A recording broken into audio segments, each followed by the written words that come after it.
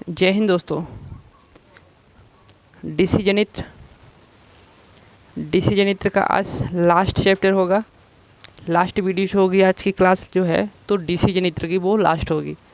इसके बाद हम एक नया टॉपिक पढ़ेंगे, नया चैप्टर पढ़ेंगे जो कल से चालू होगा। तो आज डीसी जनित्र आज समाप्त हो जाएगा पूर्ण रूप से। इसमें कुछ चीज़ें रह गई है तो उसको देख लेते हैं, क्या क्या चीज़ें रह गई हैं। तो डीसी जनित्र में क्या क्या चीज़ें रह गई हैं, तो पहले हम देखते हैं कि डीसी जनित्र में एक होता है क्रांतिक प्रतिरोध। डीसी जनित्र में क्रांतिक प्रतिरोध, तो क्रांतिक प्रतिरोध क्या होता है? तो डीसी जो शंट जनित्र होता है तो उसमें हम क्रांतिक प्रतिरोध को देखेंगे। डीसी शंट जनित्र में क्रांतिक प्रतिरोध को देखेंगे। तो टॉपिक रहेगा डीसी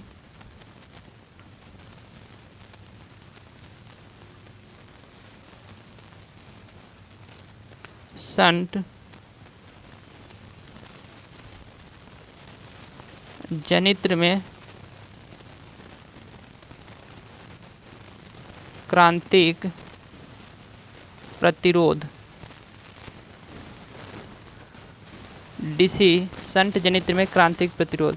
क्रांतिक प्रतिरोध को क्या बोलेंगे हम? क्रिटिकल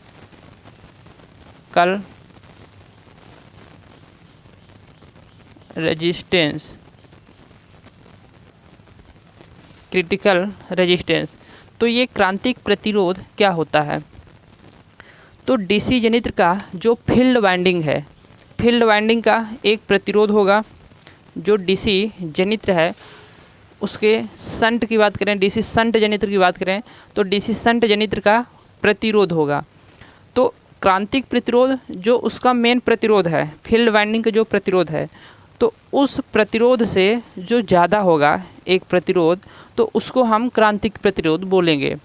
यदि फील्ड वाइंडिंग में शंट वाइंडिंग के फील्ड वाइंडिंग में प्रतिरोध क्रांतिक प्रतिरोध का यदि मान ज़्यादा है तो फिर वह जनित्र स्टार्ट हमारा नहीं होगा, बिल्डअप नहीं होगा, तैयार नहीं होगा। तो उसको हम समझते हैं कि कैसे ज़्यादा है।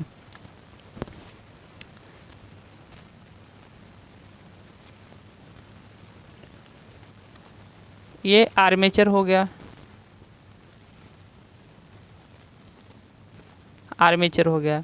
यहाँ पास हमने इस जनित्र को कैसे खुला इसको हम कैसे दे दिए हैं? परिपथ दे दिए हैं।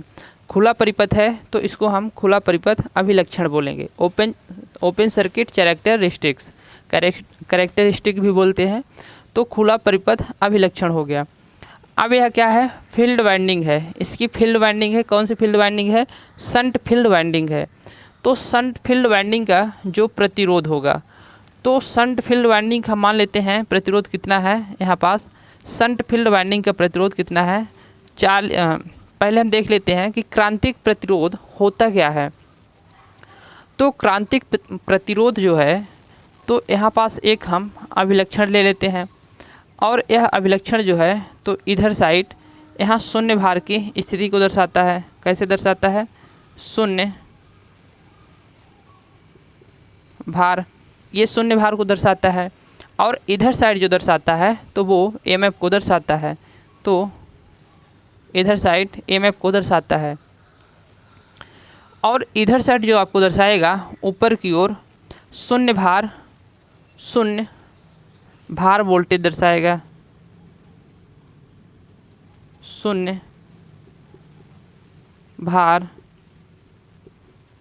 वोल्टेज, शून्य भार वोल्टेज को जो ओपन सर्किट का है, ओपन सर्किट की स्थिति में शून्य भार वोल्टेज को कल मैंने ई नॉट से दर्शाया था। ओपन सर्किट में शून्य भार को स्थिति को हमने क्या दर्शाया था? ई जीरो से दर्शाया था, ई शून्य से दर्शाया था, ई नॉट बोलेंगे इसको।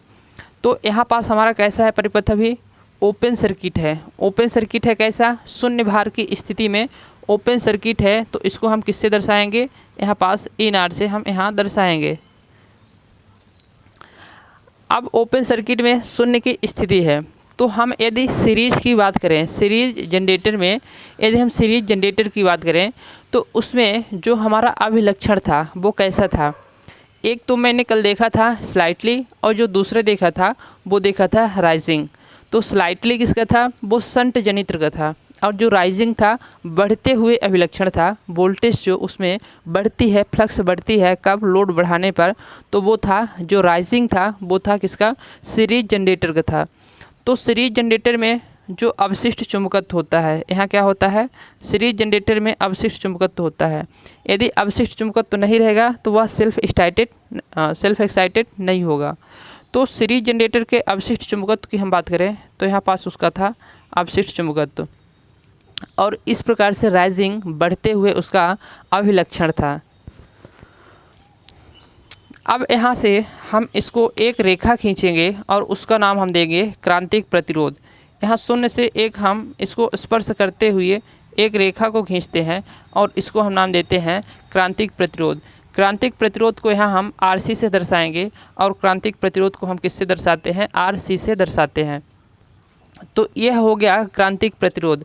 तो क्रांतिक प्रतिरोध हम देख रहे हैं कि शून्य भार की स्थिति में जो क्रांतिक प्रतिरोध है तो उसका मान इतना है।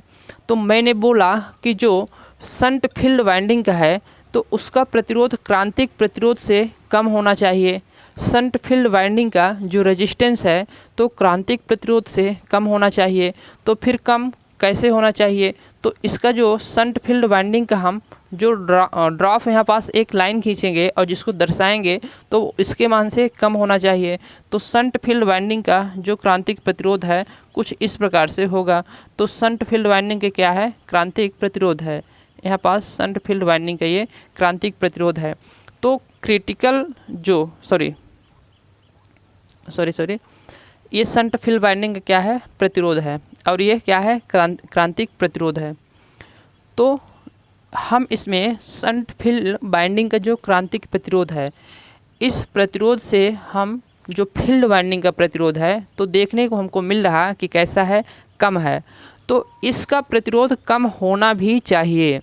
यदि शंट फील्ड का जो प्रतिरोध है तो क्रांतिक प्रतिरोध से यदि बराबर होगा, यदि उसके समीप होगा, तो फिर वह हमारा जनित्र बिल्डअप नहीं हो पाएगा, तैयार नहीं हो पाएगा, और वह EMF उत्पन्न करके नहीं देगा। तो हमेशा आपका जो शंट फील्ड वाइंडिंग का प्रतिरोध है तो क्रांतिक प्रतिरोध के मान से कम होना चाहिए। एग्जाम्पल के लिए आपको बताता हूँ कि जो यहाँ पास शंट फील्ड वाइंडिंग हमने बोला कि जो प्रतिरोध है तो वो क्या होना चाहिए, कम होना चाहिए।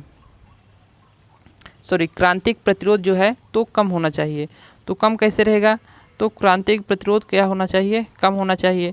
तो यहाँ पास ये RC क्रांतिक प्रतिरोध क्या है, कम है, और यहाँ पास शंट प्रतिरोध क्या है, अधिक है। तो हमेशा क्रांतिक प्रतिरोध का मान क्या होना चाहिए, कम होना चाहिए।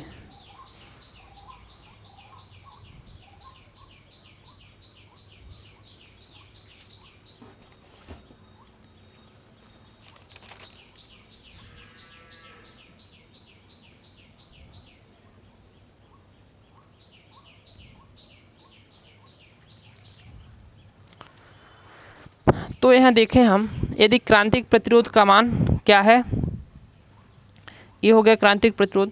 क्रांतिक प्रतिरोध का मान यहाँ पास है 50 ओम, और शंट प्रतिरोध का मान क्या है, 40 ओम। तो ऐसी स्थिति में यह जनित्र बिल्डअप नहीं हो पाएगा। तो यहाँ पास क्या होगी, धारा प्रवाहित होगी, फील्ड धारा है, IF धारा प्रवाहित होगी। धारा कहाँ से, इस आर्मेचर से IA जो धारा निकलेगी तो यहाँ से धारा प्रवाहित होगी। इधर लोड हमने शून्य रखा है तो इधर कोई धारा अभी प्रवाहित नहीं होगी, इधर धारा प्रवाहित होगी। तो इसका जो प्रतिरोध है तो प्रतिरोध इसका कितना है, 40 ओम है। तो 40 ओम इसका प्रतिरोध है। यदि इसका जो क्रांतिक प्रतिरोध है 50 ओम है, मतलब इसके प्रतिरोध से क्या है, क्रांतिक प्रतिरोध का मान ज़्यादा है। तो ज़्यादा रहेगा तो इस स्थिति में यह जनित्र बिल्डअप नहीं हो पाएगा, तैयार नहीं हो पाएगा। तो क्रांतिक प्रतिरोध का मान हमेशा क्या होना चाहिए, कम होना चाहिए, या बराबर, यदि बराबर है तब भी वह स्टार्ट नहीं होगा, और यदि उसके समीप है तब भी स्टार्ट नहीं होगा। तो हमेशा कैसा होना चाहिए, कम होना चाहिए। जैसे यहाँ पास 40 ओम है तो उससे इस स्थिति में यह जनित्र तैयार नहीं होगा। इसका क्रांतिक प्रतिरोध 50 है और इसका जो फील्ड वाइंडिंग का प्रतिरोध है 40 है। इस स्थिति में यह जनित्र तैयार नहीं होगा। तो हमेशा आपको याद रखना है कि क्रांतिक प्रतिरोध क्या होना चाहिए, क्रांतिक प्रतिरोध का मान कम होना चाहिए, किससे, फील्ड वाइंडिंग का जो प्रतिरोध है उसके मान से। यदि उसके समीप रहता है, यदि उसके बराबर रहता है तो वह जनित्र तैयार नहीं हो पाता है। तो क्रांतिक प्रतिरोध होता क्या है, तो इस लाइन को आप देख रहे हैं क्या कर रही है, स्पर्श कर रही है, टेंजेंट लाइन है, स्पर्श कर रही है। तो शंट जनित्र का या डीसी जनरेटर का वह मान जो शंट फील्ड वाइंडिंग के मान से, शंट फील्ड वाइंडिंग के मान को यहाँ क्या कर रही है, स्पर्श कर रही है। शंट फील्ड वाइंडिंग के क्रांतिक प्रतिरोध के मान को, ये क्रांतिक प्रतिरोध है, शंट फील्ड वाइंडिंग के क्रांतिक प्रतिरोध के मान को स्पर्श रेखी करती है तो वह मान क्रांतिक प्रतिरोध का मान कहलाता है। तो वह मान क्रांतिक प्रतिरोध का मान कहलाता है। आपको डिफिनीशन वगैरह सब आपको PDF में मिल जाएगा, आपको मात्र यहाँ समझना है। PDF हमारी लवकुश प्रजापति ऑफिशियल टेलीग्राम में है, वहाँ से आप ज्वाइन और परचेज कर सकते हैं बिल्कुल फ्री में। तो ये हो गया हमारा। अब इसमें जो क्रांतिक प्रतिरोध होता है,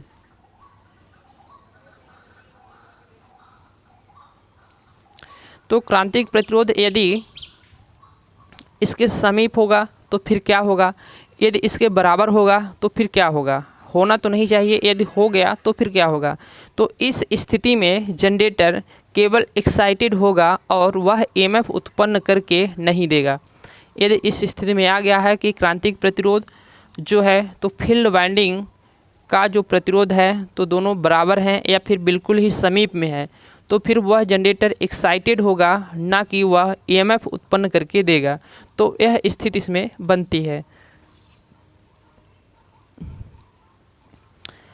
एक चीज़ और है इसमें कि जो शंट फील्ड वाइंडिंग का क्रांतिक प्रतिरोध होता है वो आर्मेचर के जो स्पीड है, घूमने की जो गति है, उसके अनुक्रमानुपाती होता है। क्या होता है, उसके अनुक्रमानुपाती होता है। तो कुछ इस प्रकार से जो क्रांतिक प्रतिरोध है RC है, अनुक्रमानुपाती होगा किसके, हमारे इस N के, आर्मेचर के घूमने की स्पीड के अनुक्रमानुपाती होगा। तो आपको यह चीज़ भी याद रखना है।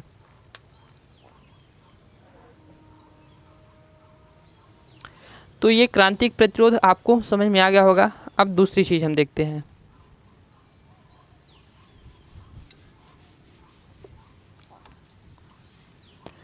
अब जो हमारा टॉपिक रहेगा DC जनित्र को तैयार करना। DC जनित्र को तैयार करने के लिए क्या क्या हमको शर्तें चाहिए, क्या क्या शर्त होनी चाहिए।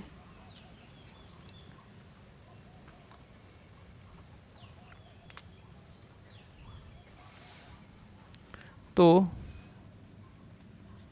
टॉपिक जो रहेगा DC जनरेटर को तैयार करना, DC जनरेटर को तैयार करना।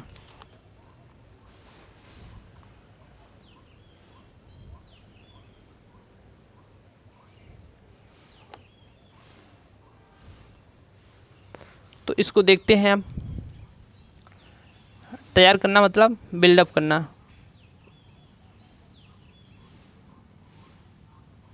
बिल्डअप, तैयार करना मतलब बिल्डअप करना।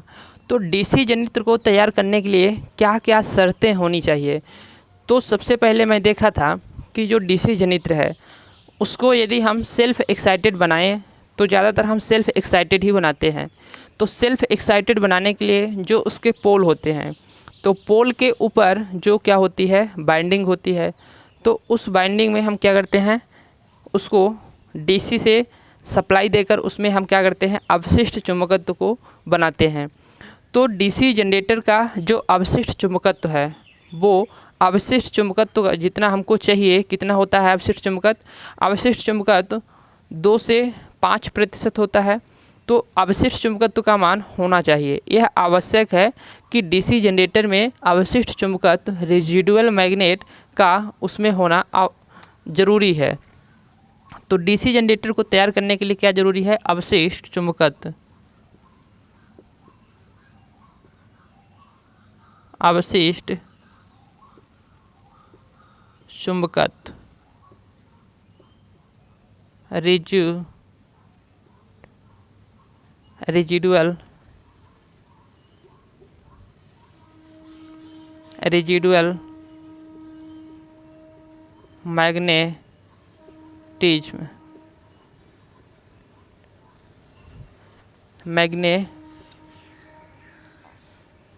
मैग्नेटिज्म रेजिडुअल मैग्नेट होना ज़रूरी है। कितना होता है? 2 से 5%। 2 से 5% होता है। तो इस अवशिष्ट चुंबकत्व का होना ज़रूरी है। दूसरी कंडीशन क्या होती है कि जो डीसी जनित्र होता है इसको तैयार करने के लिए जो क्रांतिक प्रतिरोध का मान है, तो क्रांतिक प्रतिरोध का मान जो फील्ड प्रतिरोध है उस फील्ड प्रतिरोध के मान से क्या होना चाहिए?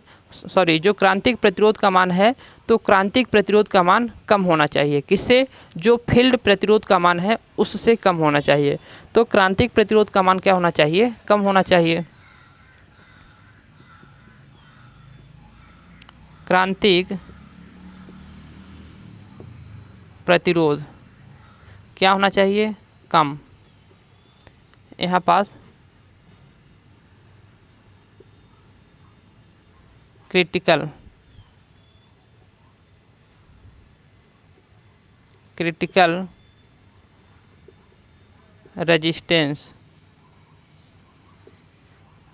रेजिस्टेंस का मान क्या होना चाहिए? कम होना चाहिए। तीसरी शर्त क्या है कि जो आर्मेचर होता है तो उसका कनेक्शन सही तरीके से होना चाहिए। ये हमारा फील्ड है, ये हमारा क्या है? आर्मेचर है। इसका कनेक्शन सही तरीके से होना चाहिए। इसका कनेक्शन यदि उल्टा हो गया है तो फिर जो पोल पे अवशिष्ट चुंबकत्व हैं, यहाँ पोल पे जो अवशिष्ट चुंबकत्व है तो इस अवशिष्ट चुंबकत्व को समाप्त कर देगा। यदि इसकी ध्रुवता क्या हो गई? विपरीत हो गई। इसकी ध्रुवता विपरीत हो गई इस प्रकार से, तो यह अवशिष्ट चुंबकत्व को क्या कर देगा? समाप्त कर देगा। तो इसकी जो पोलैरिटी है, तो पोलैरिटी क्या होनी चाहिए? सही तरीके से जुड़ी होनी चाहिए। इसकी पोलैरिटी सही तरीके से जुड़ी होनी चाहिए। तो कहेंगे कनेक्शन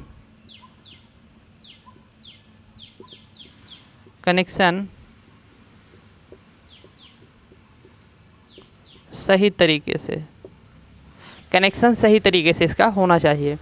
तो ये जो शर्तें हैं तो ये बताती है कि डीसी जनित्र को तैयार हम इस प्रकार से कर सकते हैं। यदि इस कंडीशन को फॉलो करता है तो डीसी जनित्र हमारा तैयार हो सकता है, और इस कंडीशन को फॉलो करते हुए ही डीसी जनित्र को तैयार किया जाता है। तो इतनी सारी चीज़ें हैं, इसको आप नोट कर सकते हैं।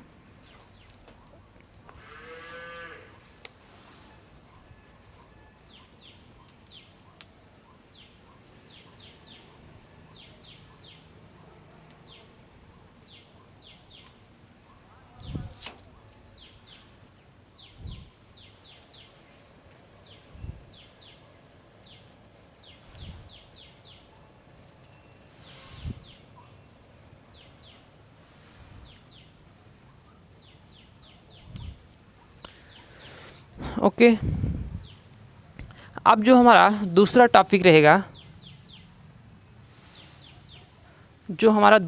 रहेगा तो इसमें हम डीसी जनरेटर की जो टर्मिनल वोल्टेज है, तो डीसी जनरेटर की हम टर्मिनल वोल्टेज को कैसे हम बदल सकते हैं, कैसे हम परिवर्तित कर सकते हैं। डीसी जनित्र में हम क्या परिवर्तन करके उसकी टर्मिनल वोल्टेज को हम परिवर्तित कर सकते हैं। तो जनरेटर की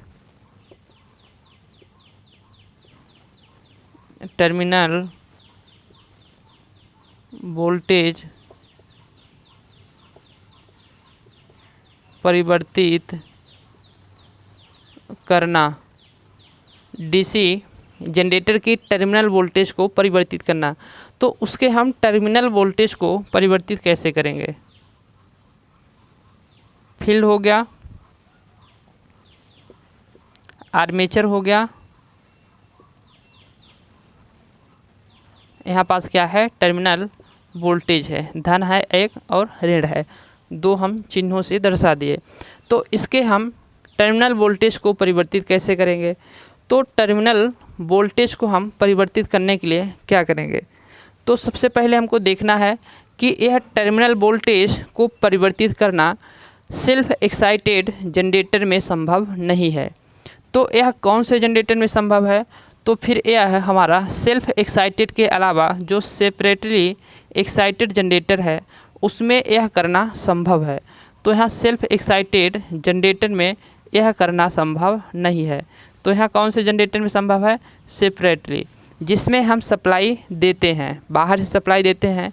तो बाहर से जो हम डीसी सप्लाई देते हैं जिस जनरेटर में, वह होता है सेपरेटली एक्साइटेड जनरेटर। तो इसी जनरेटर में करना संभव है। तो इसमें हम सप्लाई इसको दे रहे हैं। तो इसके आर्मेचर की जो घूमने की गति है, तो इस आर्मेचर की घूमने की गति हमारी कुछ इस प्रकार से है। इस आर्मेचर के घूमने की गति को यदि हम परिवर्तित कर दें, इस फील्ड में जो सप्लाई हम दे रहे हैं उसको हम ज्यों का त्यों रखे रहेंगे, उसको हम कोई चेंज नहीं करेंगे अभी। तो यहाँ पास यदि हमको डीसी जनरेटर के टर्मिनल वोल्टेज को हमको चेंज करना है, परिवर्तित करना है, तो सिर्फ हम वह दो विधियों से कर सकते हैं। कितनी विधियों से? दो विधि से कर सकते हैं। उन दो विधियों को हम जब परिवर्तित करेंगे तो किसी एक विधि को एक टाइम में ही हम कर पाते हैं। सोचें कि दोनों विधि को एक साथ करें तो वह पॉसिबल नहीं है। तो पहली जो विधि होती है तो उसके आर्मेचर की दिशा को हम परिवर्तित करके टर्मिनल वोल्टेज को हम परिवर्तित कर पाते हैं। तो उसके घूमने की दिशा जो है तो कुछ इस प्रकार से है। तो घूमने की दिशा को यदि हम परिवर्तित कर दें तो उसकी टर्मिनल वोल्टेज भी परिवर्तित हो जाएगी। यहाँ पास अभी इस दिशा में आ रही थी, अब उसकी दिशा को हम परिवर्तित कर दिए तो यहाँ इसकी टर्मिनल वोल्टेज क्या हो जाएगी? परिवर्तित हो जाएगी। तो इस प्रकार से आर्मेचर के घूमने की दिशा को हम परिवर्तित करके टर्मिनल वोल्टेज को हम परिवर्तित कर सकते हैं। यदि हम ऐसा नहीं कर रहे हैं, नहीं करना चाहते हैं कि हम आर्मेचर के घूमने की दिशा को परिवर्तित नहीं करना चाहते हैं, करना हमारे लिए इम्पॉसिबल है, तो फिर हम दूसरा तरीका जो करते हैं तो वो फिर हम जो फील्ड में सप्लाई दे रहे हैं तो उस सप्लाई देने के टर्मिनल वोल्टेज को हम चेंज कर देते हैं। अभी इस स्थिति में है तो हमारा जो जनित्र है तो कुछ इस प्रकार से प्लस और माइनस ऊपर नीचे दे रहा है। यदि हमको इसके टर्मिनल को चेंज करना है तो फिर हम जो एक्साइटेड है, एक्साइटेड के लिए हम जो सेपरेटली के लिए दे रहे थे सप्लाई, उस सप्लाई को हम चेंज कर देंगे तो यहाँ पास क्या हो जाएगी? हमारी टर्मिनल वोल्टेज चेंज हो जाएगी। तो यहाँ पास क्या हो जाएगी? टर्मिनल वोल्टेज चेंज हो जाएगी। तो कुछ इस प्रकार से चेंज हो जाएगी। तो दोनों विधियों को हम एक साथ यदि करते हैं तो फिर क्या होगा? तो दोनों विधि को यदि हम पोल के भी सप्लाई को चेंज करते हैं और जनित्र के घूमने की दिशा को भी चेंज करते हैं तो ऐसी कंडीशन में हमारी टर्मिनल वोल्टेज का चेंज होना इम्पॉसिबल है। तो दोनों ही हम एक साथ नहीं कर सकते हैं। तो एक टाइम में एक ही करने से हमारा यहाँ पास टर्मिनल वोल्टेज क्या होगा? चेंज होगा। तो इस प्रकार से हम टर्मिनल वोल्टेज को परिवर्तित करते हैं, चेंज करते हैं। ये चीज़ें आपको समझ में आ गई होगी।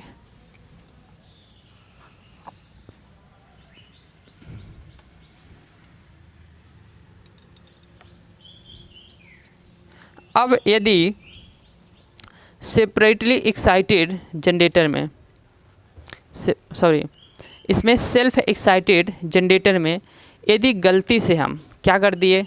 घूमने की दिशा को हम चेंज करना चाहते थे, टर्मिनल वोल्टेज को हम चेंज करना चाहते थे, लेकिन गलती से उसमें हम क्या कर दिए, घूमने की दिशा को चेंज करना चाहते थे और चेंज कर ही दिए। या तो फिर आप ऐसे ही समझ लीजिए कि जो सेल्फ एक्साइटेड जनरेटर है उसको हम खोलें किसी कारण के लिए, कुछ उसमें खराबी आ गई तो उसको हमने खोला, लेकिन जब उसको हमने बंद किया तो क्या किया, उसमें बंद करते समय हमको ध्यान नहीं आया और उसके कनेक्शन को हम क्या कर दिए, उल्टा जोड़ दिए। उसके कनेक्शन को हम उल्टा जोड़ दिए, तो फिर उल्टा जोड़ दिए तो उसका परिणाम तो हमको भोगना ही पड़ेगा।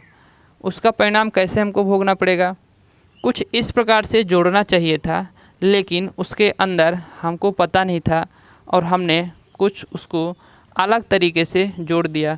अलग तरीके से कैसे जोड़ दिया, तो अलग तरीके से कुछ हम इस प्रकार से जोड़ दिया कि उसका जो ए वाला सिरा है, ए सिरा से हमको जोड़ना चाहिए था और बी वाला सिरा बी सिरा से जोड़ना चाहिए था, लेकिन हमने गलती से ए सिरा को कहाँ जोड़ दिया, बी में जोड़ दिया, और इस ए सिरा को हमने कहाँ जोड़ दिया, इस ए सिरा को हमने बी में जोड़ दिया।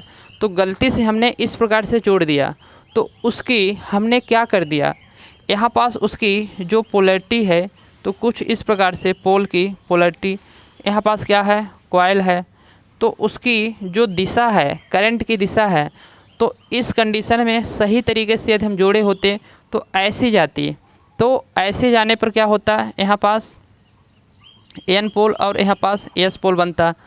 तो इस स्थिति में हम मानते कि हमारा पोल जो है तो एस पोल की तरह ही कार्य कर रहा था पहले, और सप्लाई देने पर ही एस पोल की तरह कार्य करेगा। ये हमारा सही तरीका है। यदि खोल के हमने उसको गलती से कुछ इस प्रकार से जोड़ दिया तो यहाँ पास जो उसका पोल है, पोल यहाँ पास है, तो पोल में हमने इस प्रकार से सप्लाई दिया और गलती से उल्टा जोड़ दिया, मतलब हमने इधर से सप्लाई नहीं दिया तो फिर इधर से सप्लाई दे दिया, तो यहाँ पास जो पोल बनेगा तो एस पोल रहा होगा, एस पोल हमारा था, लेकिन गलती से हमने सप्लाई ऐसे दे दिया और धारा की दिशा इस प्रकार से हो गई, तो जिधर से धारा की दिशा प्रवेश करती है तो वहाँ एस पोल नहीं बल्कि एन पोल बनता है, और यहाँ पास हमारा था एस पोल था, तो एस पोल यदि हमारा यहाँ पास था और उसी पर हमने उल्टा सप्लाई दे दिया तो एन पोल बन गया। तो इस स्थिति में हमारा जो अवशिष्ट चुंबकत्व था वो समाप्त हो जाएगा, नष्ट हो जाएगा। तो अवशिष्ट चुंबकत्व क्या हो जाएगा, समाप्त हो जाएगा, नष्ट हो जाएगा। तो इस प्रकार से जब गलती आपने कर दिया तो फिर उसको अवशिष्ट चुंबकत्व को फिर से लाना है, हमको फिर से करना है, उसमें अवशिष्ट चुंबकत्व बनाना है। तो उसको बनाने के लिए हम क्या करते हैं, फ्लैशिंग करते हैं। उसको बनाने के लिए हम क्या करते हैं, फ्लैशिंग। उसको बनाने के लिए फ्लैशिंग करना पड़ता है। तो ये फ्लैशिंग करना क्या है,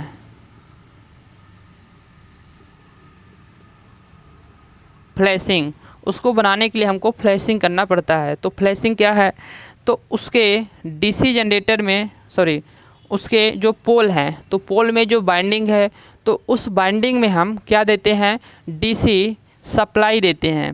डीसी सप्लाई देकर उसको हम सही तरीके से सही ध्रुवता में जोड़ के डीसी सप्लाई देंगे। इस ध्रुवता में नहीं, जैसे उसकी ध्रुवता सही थी उसी पोलैरिटी में हम इसको सप्लाई देंगे, और डीसी जनित्र को फिर क्या करेंगे, हम फिर से अवशिष्ट चुंबकत्व करेंगे, उसको फ्लैशिंग करके उसमें अवशिष्ट चुंबकत्व फिर से विद्यमान हम करेंगे। तो उसको अवशिष्ट चुंबकत्व को लाने की जो प्रक्रिया है तो उसको हम क्या कहते हैं, फ्लैशिंग कहते हैं। आपको यहाँ पास फ्लैशिंग बस समझना था, उसके लिए मैंने इतने सारा झमेला किया। तो फ्लैशिंग आपको समझ में आ गई होगी। यदि अवशिष्ट चुंबकत्व हमारा क्या हो गया, खो गया, समाप्त हो गया, तो फिर उसमें क्या करना पड़ता है, हमको फ्लैशिंग करना पड़ता है, जिससे उसमें अवशिष्ट चुंबकत्व दोबारा से आ जाता है। तो इसमें हमने दोबारा तो ला लिया तो उसको हमने फ्लैशिंग बोल दिया, लेकिन जो हमने गलती किया, अवशिष्ट चुंबकत्व हमारे गलती की वजह से चला गया, खो गया। या तो फिर ऐसे कह सकते हैं कि हमको उस जनरेटर का जो पोल है तो पोल के अवशिष्ट चुंबकत्व को हमको समाप्त करना है। या तो गलती से कर दिया मैंने तो उसको क्या कहेंगे, या तो फिर हमको जानबूझ के करना है तो फिर उसको कहेंगे क्या, तो उसको डी गजिंग कहेंगे। उसको क्या कहेंगे, डी गजिंग।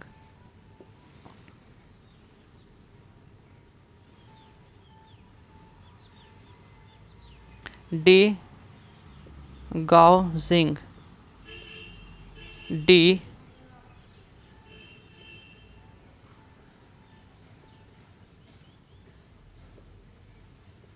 गाउजिंग उसको कहते हैं। यदि हमको अवशिष्ट चुंबकत्व क्या कर दिए हमने, जानबूझ के उसको हटाना चाहते हैं या फिर हटा दिए, तो उस प्रक्रिया को डी गाउजिंग कहते हैं। उस प्रक्रिया को क्या कहेंगे, डी गाउजिंग कहेंगे। तो यह भी आपको याद रखना है, इस प्रक्रिया को डी गाउजिंग कहते हैं।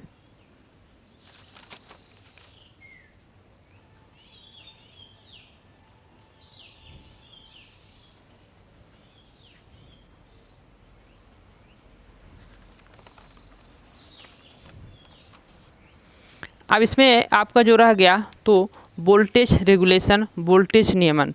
वोल्टेज रेगुलेशन को अब हम देखते हैं कि वोल्टेज नियमन क्या है।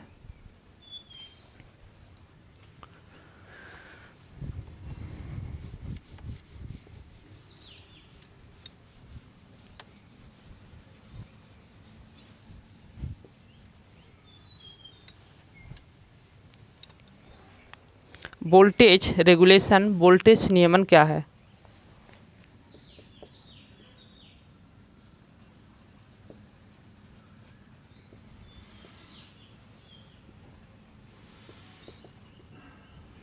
वोल्टेज रेगुलेशन, वोल्टेज नियमन, वोल्टेज नियमन, वोल्टेज रेगुलेशन क्या है। तो वोल्टेज रेगुलेशन क्या होती है, तो यहाँ पास जो मैंने E0 लिखा था, शून्य भार पर, शून्य लोड पर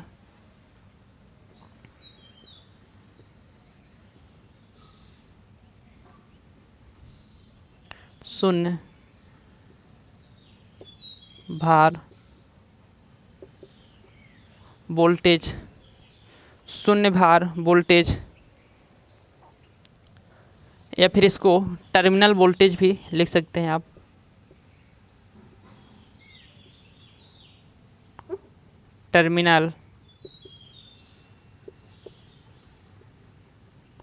टर्मिनल वोल्टेज। और यहाँ पास जो पूर्ण वोल्टेज हमने दर्शाया था उसको क्या लिखा था, भी लिखा था। ये कैसी है, पूर्ण load voltage, full load voltage है, पूर्ण load voltage, full load voltage. तो फिर वोल्टेज रेगुलेशन क्या होता है, तो वोल्टेज रेगुलेशन जो हमारी भी रेगुलेशन, वोल्टेज रेगुलेशन, तो वोल्टेज रेगुलेशन हमारी जो पूर्ण भार टर्मिनल वोल्टेज है, क्या, जो पूर्ण भार टर्मिनल वोल्टेज है, तो और जो फुल लोड टर्मिनल वोल्टेज है, इन दोनों वोल्टेज का क्या होता है, अंतर होता है, डिफरेंट होता है। इन दोनों वोल्टेज का अंतर होता है, तो अंतर में क्या करते हैं हम, दोनों को घटा देते हैं। तो टर्मिनल वोल्टेज जो होती है, तो फुल लोड वोल्टेज, सॉरी, शून्य लोड टर्मिनल वोल्टेज और फुल लोड टर्मिनल वोल्टेज, इन दोनों का अंतर होता है, डिफरेंस होता है। तो यह टर्मिनल वोल्टेज कहलाती है।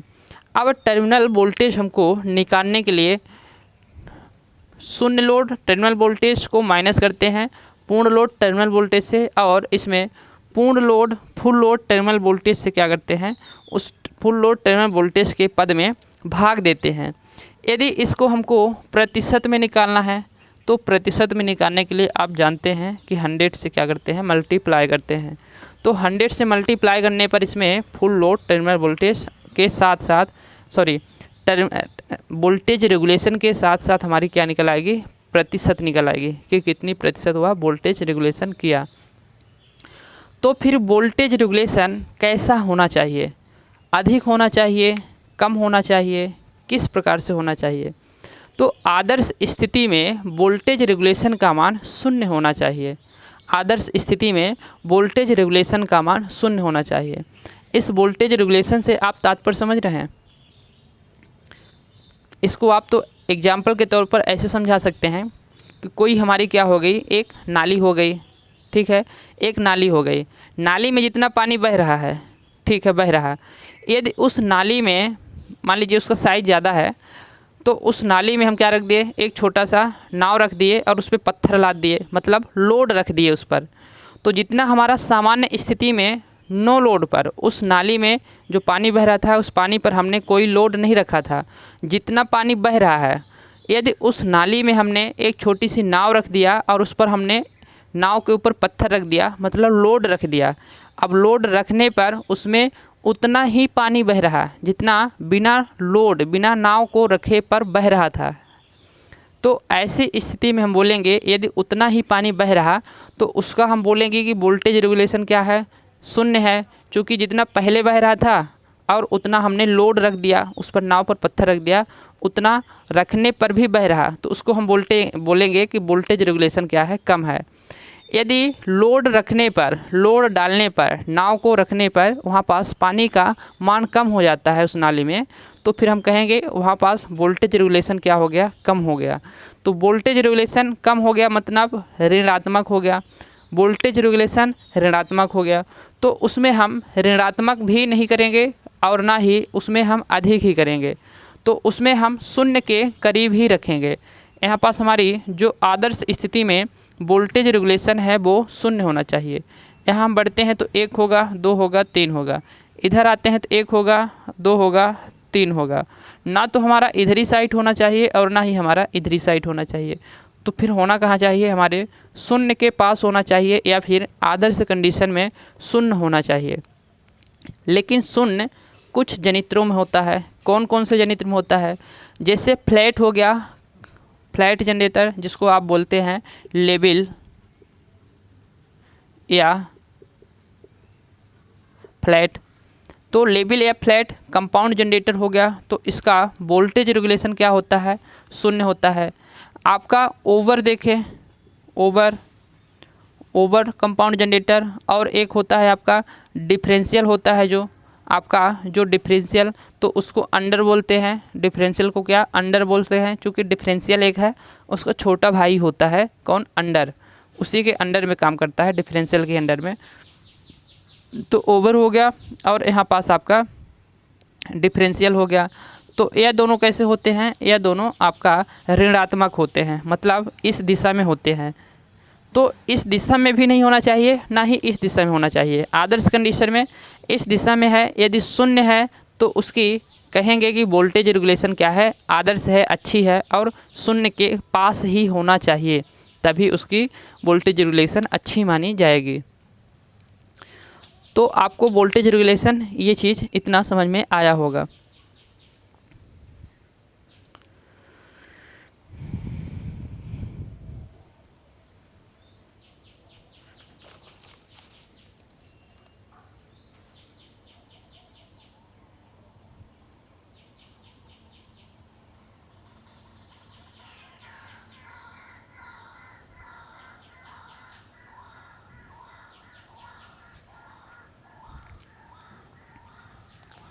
ठीक है, इसमें आप एक और लास्ट पॉइंट लिख सकते हैं कि जो डीसी जनरेटर होता है, डीसी जो सीरीज जनरेटर होता है, डीसी जो सीरीज जनरेटर होता है, तो उसका जो डीसी सीरीज जनरेटर होता है, तो उसका वोल्टेज जो होता है, वोल्टेज रेगुलेशन जो होता है, तो वो कैसा होता है, ऋणात्मक होता है। यह आपको याद रखना है स्पेशली तौर पर। इसका तो ऋणात्मक होता ही है, लेकिन इसका श्योर है कि ऋणात्मक होगा, ये आपको स्पेशली पूछा जाता है कैसे होता है, इसलिए इसको आपको स्पेशली याद रखना है। इतना हो गया वोल्टेज रेगुलेशन। अब वोल्टेज रेगुलेशन के अलावा हम पूरे जनित्र के देखते हैं। पूरे जनित्र कहाँ, 3-4 को जनित्र हैं, इसके हम उपयोग देखते हैं जो बहुत ही इम्पोर्टेंट होता है। इसको यूज कहाँ कहाँ किया जाता है उसको हम देखते हैं। तो डीसी जनित्र का अब देखेंगे उपयोग।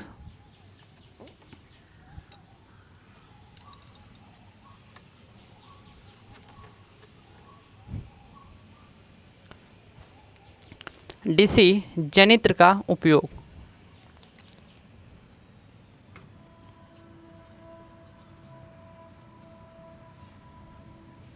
उपयोग मतलब यूज। तो यहाँ पास हम डालेंगे उपयोग,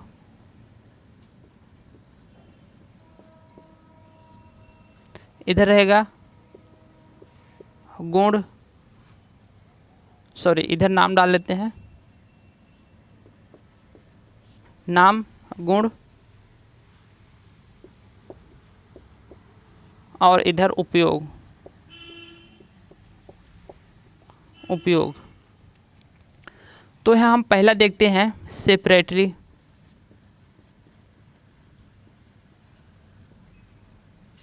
सेपरेटली एक्साइटेड जनरेटर,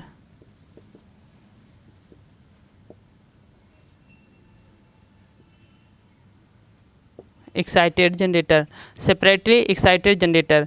तो सेपरेटली एक्साइटेड जनरेटर कैसा होता है, इसका गुण कैसा होता है? तो सेपरेटली एक्साइटेड जनरेटर जो होता है, तो इसमें मैं बताया था इसका गुण होता है अस्थायित्व होता है। कैसे होता है? स्टेबल होता है, अस्थायित्व, अस्थायित्व होता है। तो इसमें जो वोल्टेज मिलेगी तो कैसे रहेगी? परिवर्ती टाइप का नहीं रहेगी, इसमें जो वोल्टेज रहेगी अस्थायित्व रहेगी। तो अस्थायित्व रहेगी तो इसका हम उपयोग कहाँ करेंगे?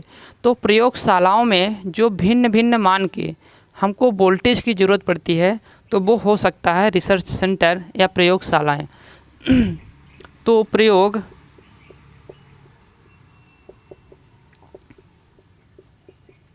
प्रयोगशालाओं में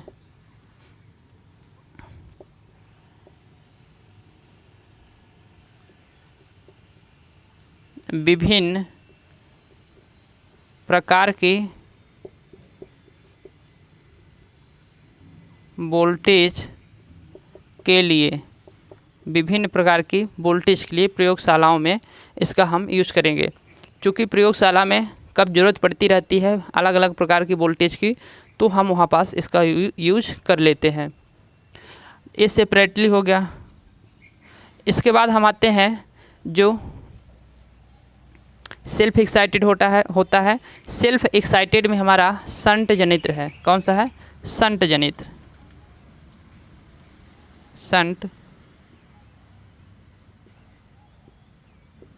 शंट जनित्र। तो शंट जनित्र का जो गुण होता है वो कैसा होता है? तो शंट जनित्र का जो गुण होता है स्लाइटली होता है। कैसा? स्लाइटली वोल्टेज अभिलक्षण होता है। तो यहाँ पास कैसा होगा?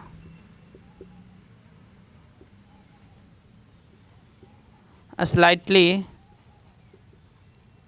वोल्टेज अभिलक्षण, स्लाइटली वोल्टेज अभिलक्षण होगा। तो स्लाइटली वोल्टेज मतलब घटते हुए वोल्टेज में। तो इसका यूज जो शंट जनरेटर है इसका यूज डीसी बैटरी चार्जिंग में करते हैं। डीसी बैटरी चार्जिंग में इसका यूज करते हैं। और जो तीसरा है इसको हम शंट के बाद सीरीज को देखते हैं। सीरीज जनरेटर, सीरीज जनरेटर की यूज कहाँ करेंगे? तो सीरीज जनरेटर का जो अभिलक्षण होता है कैसा होता है? जो इसका गुण होता है तो वो होता है राइजिंग, बढ़ते हुए, राइजिंग वोल्टेज अभिलक्षण। तो इसका कैसा होता है? राइजिंग वोल्टेज अभिलक्षण होता है। तो इसको हम यूज कहाँ करेंगे? तो जो हमारी वितरण लाइन है, वितरण लाइन में क्या होता है? वोल्टेज का ड्रॉप होता है। तो वोल्टेज के ड्रॉप को मेंटेन करने के लिए, मतलब ये जो जनित्र है तो वोल्टेज को जब भार पड़ेगा तो क्या करेगा? बूस्ट कर देगा। बूस्ट मतलब बढ़ा देगा, क्योंकि राइजिंग कर रहा, बढ़ा रहा है। तो यह बूस्टर के रूप में वितरण लाइन में, किस में? वितरण लाइन में बूस्टर के रूप में। बूस्टर क्या करता है? बूस्ट करता है, बढ़ा देता है वोल्टेज को।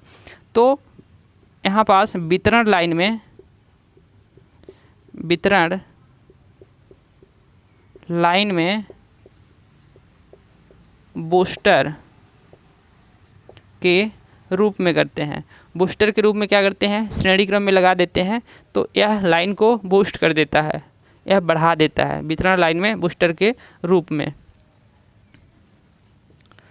और जो चौथा है तो कम्युलेटिव कंपाउंड जनरेटर, कम्युलेटिव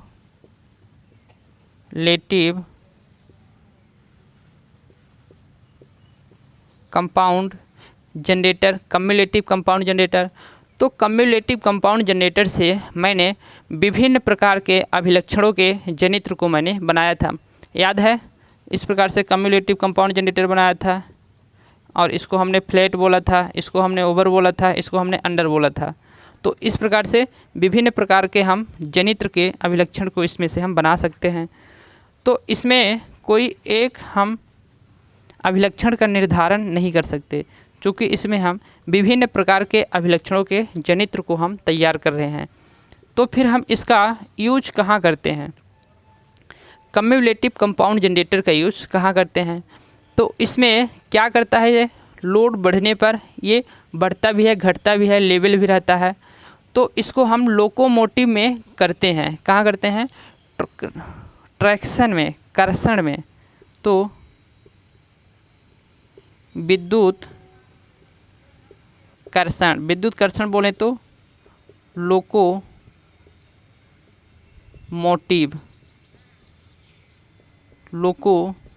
में करते हैं, विद्युत कर्षण में करते हैं, मतलब लोकोमोटिव में करते हैं। और इसको कहाँ करेंगे हम, डीसी मोटर को सप्लाई देने के लिए। डीसी मोटर में यदि हम लोड वगैरह लगा देते हैं तो यह क्या करेगा, लोड को पूरा आराम से देगा सप्लाई, क्योंकि इसमें बढ़ाने घटाने तीनों का काम है, लेवल भी रहने का। तो डीसी मोटर को सप्लाई देने में, डीसी मोटर को सप्लाई देने में, और इसमें से लैंप को हम प्रकाशित करने के लिए इसका यूज कर सकते हैं। क्योंकि लैंप वो जो हम जलाएंगे, ना तो उसको हम धीरे जलाएंगे, ना तो ज़्यादा अधिक ही तेज़ से जलाएंगे, वोल्टेज देंगे, नहीं तो वो ख़राब हो जाएगा। धीरे जलेगा तब भी ख़राब माना जाएगा, क्योंकि प्रकाश नहीं देगा। तो लैंप को जलाने के लिए हम इसका यूज कर लेते हैं, लैंप को जलाने में। इसका यूज कहाँ करते हैं, लैंप को जलाने में।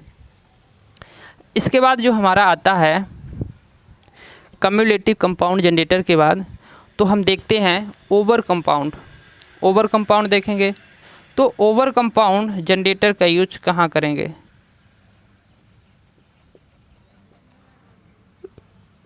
Over compound generator. ओवर मतलब यह हमको ओवर कंपाउंड जनरेटर क्या करेगा, लोड बढ़ने पर वोल्टेज को क्या करेगा, ओवर कर देगा, बढ़ा देगा। तो फिर हम इसको, जो हमारी लाइन होती है संचरण लाइन, तो उस संचरण लाइन में हम इसका यूज कर सकते हैं। यदि ज़्यादा दूर की लाइन है, तो उस लाइन को हम स्थिर वोल्टेज देने के लिए हम इसका यूज कर सकते हैं। संचरण लाइन में ज़्यादा वोल्ट की दूरी है, तो ज़्यादा वोल्ट की दूरी को हम स्थिर वोल्टेज को देने के लिए क्या कर सकते हैं, इसको हम यूज कर सकते हैं। तो फिर इसका गुण कैसा होता है, तो इसका गुण राइजिंग होता है, बढ़ते हुए होता है। इसका गुण rising voltage characteristics, voltage characteristic मतलब अभिलक्षण। तो इस प्रकार से होता है। और इसमें एक देखिए अंडर में क्या करते हैं, under compound generator. Under compound generator में क्या करते हैं, अंडर कंपाउंड जनरेटर जो होता है और जो डिफरेंशियल जनरेटर होता है, इन दोनों का यूज हम कहाँ करते हैं, यहाँ पास हम ले लेते हैं डिफरेंशियल को भी।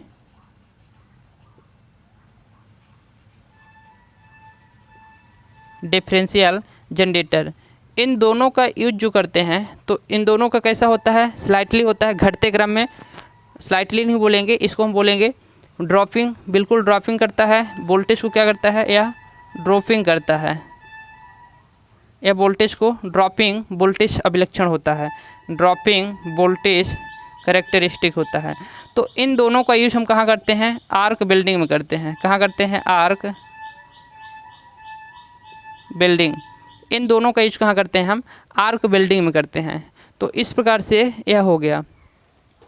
अब एक आपका रह गया लेवल कंपाउंड।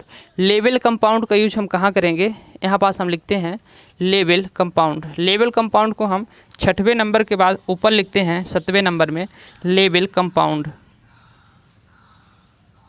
लेवल बोले या फिर फ्लैट बोले, कंपाउंड। लेवल कंपाउंड का कैसा होता है, अस्थाई होता है, स्थिर होता है, चूँकि वह शून्य, उसको वोल्टेज, उसको शून्य वोल्टेज नियमन भी बोल सकते हैं। तो इसमें हम लिख देंगे शून्य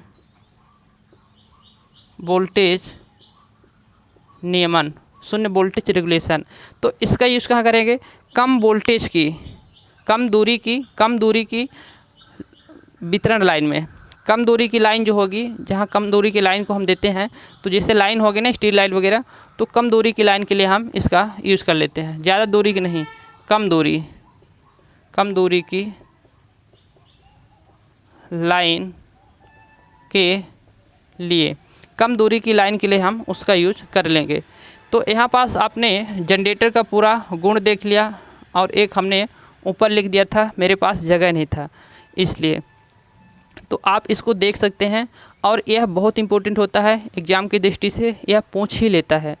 तो डीसी जनरेटर में आज इतना ही। और डीसी जनरेटर की बात करें तो आज से समाप्त हुआ, चूँकि काफ़ी दिन से बहुत लंबा ये चैप्टर चला, समथिंग 13 से 14 वीडियोज हो गई होगी, 13 से 14 मतलब आधा महीना के आसपास इसमें लग गया। तो इतना काफ़ी दिन होता है, तो काफ़ी अच्छे से हमने बेहतरीन तरीके से समझा, जो भी टाइम लगा, लेकिन समझने में हमने कोई कमी नहीं किया। तो यहाँ पास हमने डीसी जनरेटर को आज समाप्त करते हैं। नेक्स्ट डे से लाते हैं डीसी मोटर को, और उसको हम बेहतरीन तरीके से समझेंगे। देखने के लिए सो थैंक्स, वीडियोस और क्लास अटेंड करने के लिए बहुत बहुत धन्यवाद। आगे ऐसे करते रहिए, वेलकम।